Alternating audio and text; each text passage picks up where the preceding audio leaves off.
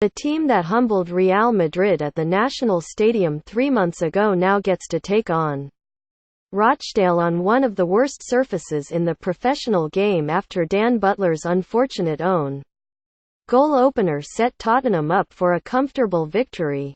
Not that Mauricio Pochettino, the Tottenham manager, will be giving Scotland's shortcomings much thought right now, as Arsenal are due at Wembley in the Premier League on Saturday lunchtime.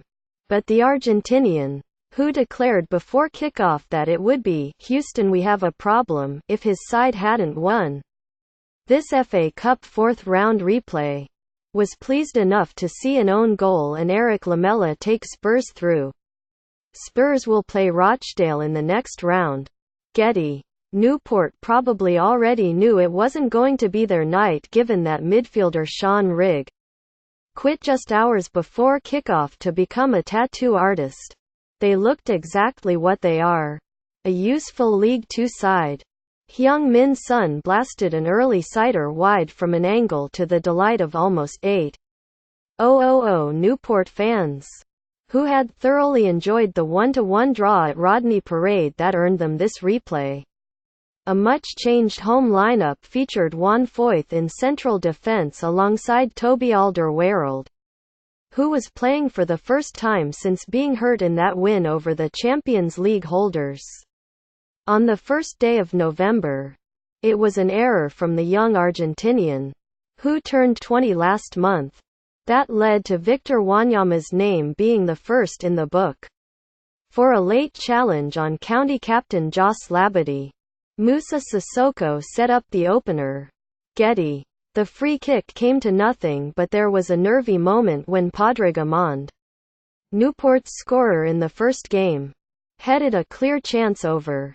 Although the flag was up, Tottenham went close a couple of times before Butler's misfortune in the 26th minute.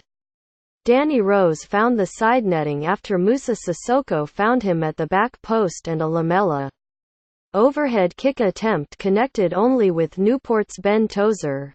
Fortune favoured Sissoko when his attempted cross clipped the back of Butler's leg to Gove. Goalkeeper Joe Day no chance.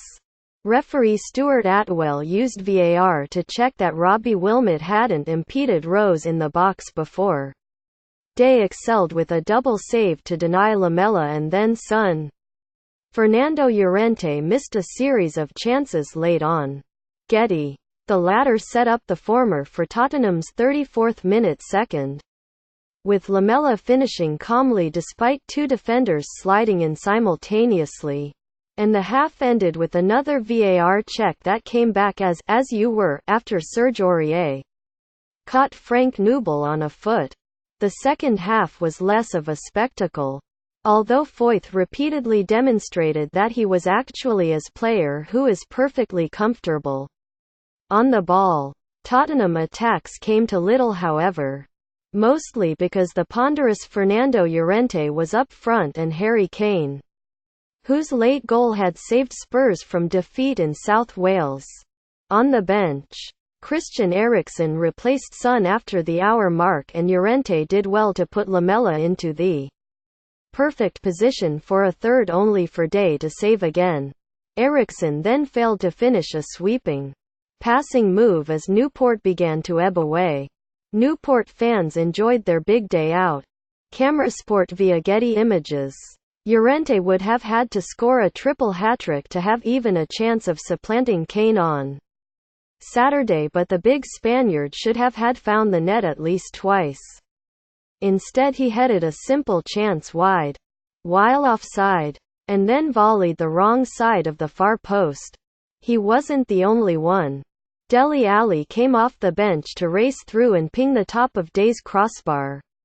It didn't matter. Newport's only real chance came in stoppage time, but Amand fired wastefully straight at Michel Verme.